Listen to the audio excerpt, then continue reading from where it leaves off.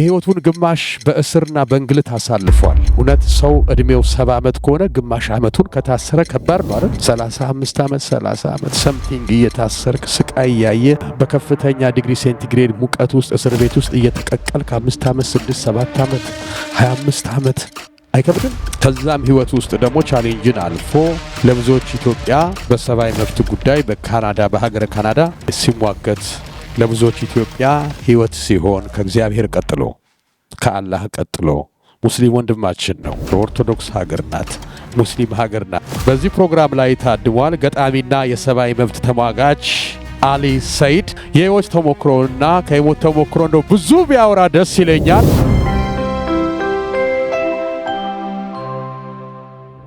السلام عليكم ورحمة الله وبركاته.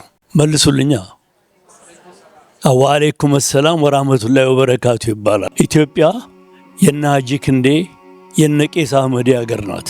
ኢትዮጵያን ልዩ የሚያደርጋት እነዚህ ሁለት ሃይማኖቶች እንዳሁን እንዳለው ፕሮፓጋንዳ ሳይሆን ተዋደው መኖራቸው ነው። ለዚህ ነው እኔ ኢትዮጵያ ኦርቶዶክስ ሀገሬ ናት እላለሁ።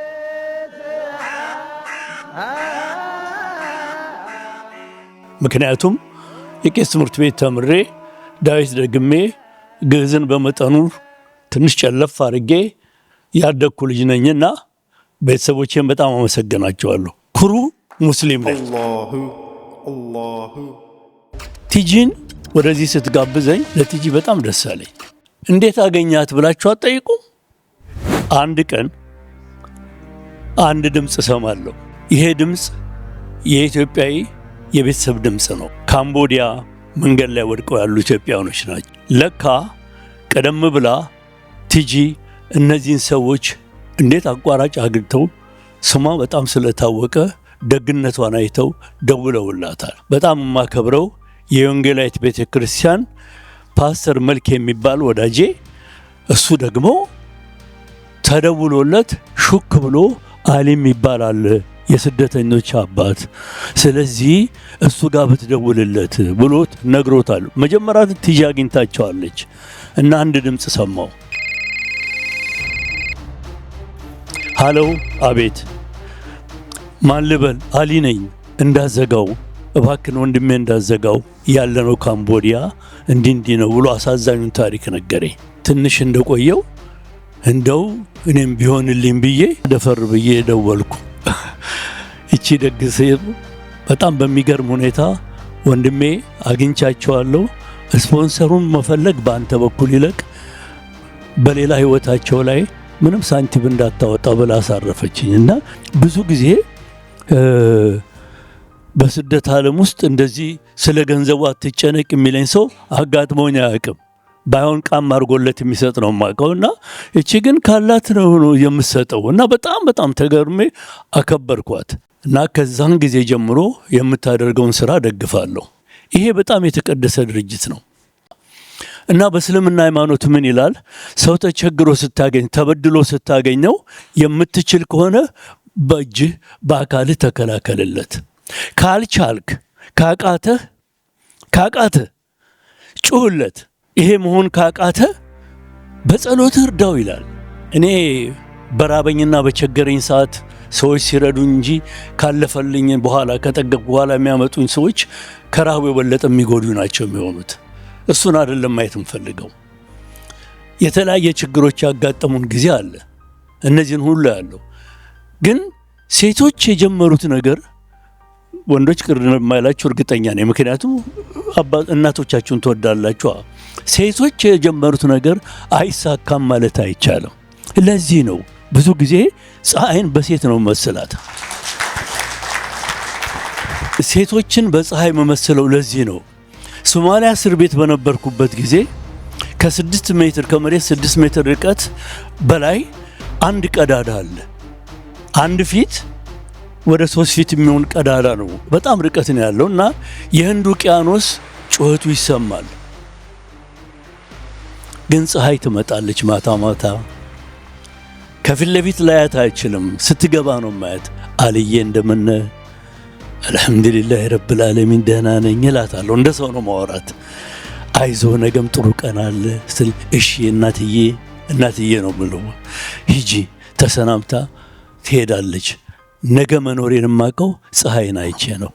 ህይወት መቀጠሉን የምናውቀው ሴቶች ሲሉ ፀሐይ እኮ ሴት ናት ብርሃን ፈንጣቂ፣ ጨረቃ እኮ ሴት ናት ጨለማን ሰንጣቂ፣ ምድር እኮ ሴት ናት እጽዋትን አብቃይ፣ እናት እኮ ሴት ናት የችግር የስቃይ የህብረተሰብ ሙዳይ የምለው ለዚህ ነው ሴቶቹ ከጀመሩት ይሳካል። ስለዚህ እኔ በበኩሌ በምታደርጊው ነገር ሁሉ አቅሜ በፈቀደው ሁሉ የ20 ዓመት ጎረምሳ አይደለሁም፣ የ70 ዓመት ሰው ነኝ። ስለዚህ ከጎንሽ ሆኜ መርዳት የሚገባኝን እረዳለሁ። ይሄንን ቃል እገባለሁ። እንደኔ አይነቱ የድህነትን ጣራውን የመጨረሻውን አይቶ ያደገ ሰው፣ ከውሾች ጋር ተቃቅፎ ያደረ ሰው ድህነት ምን እንደሆነ ይገባዋል። እኔ ትግል ስጀምር ማንም ከፍሎኝ አይደለም ፈልጌ ነው ድህነቱና ስቃዩ ማለፍ አቃለበት ብዬ ነው። ለዚህ ነው ለምን ድሃ አይሞትም ብለው እና ልግጠመው መሰለኝ ድሃ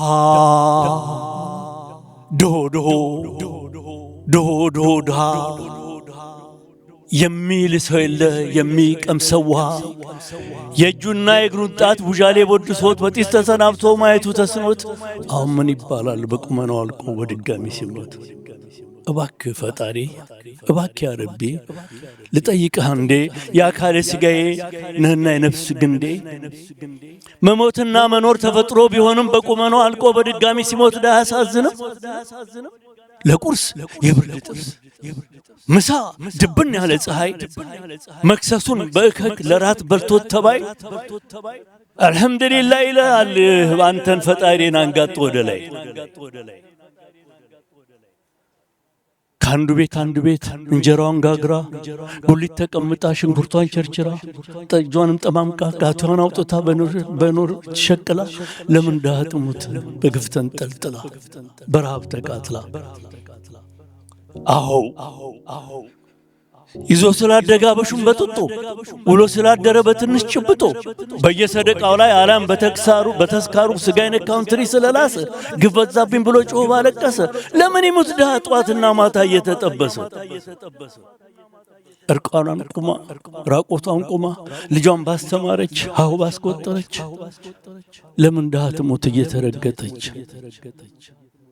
ገና ብቅ እንዳለ ከ9 ወር ቤቱ ተዘጋጅቶ ቀርቦ የብረት ሰንሰለቱ በስለት ተወልዶም ለስለት ስክደት ዝግንና አይልም ድሃ የሞተ ዕለት። ያ ረቢ ኢላሂ አልገጥምም ክርክር የለንካ ሰላምታ። እባክህ ፍርድ ስጥ ድሃ ይመታ።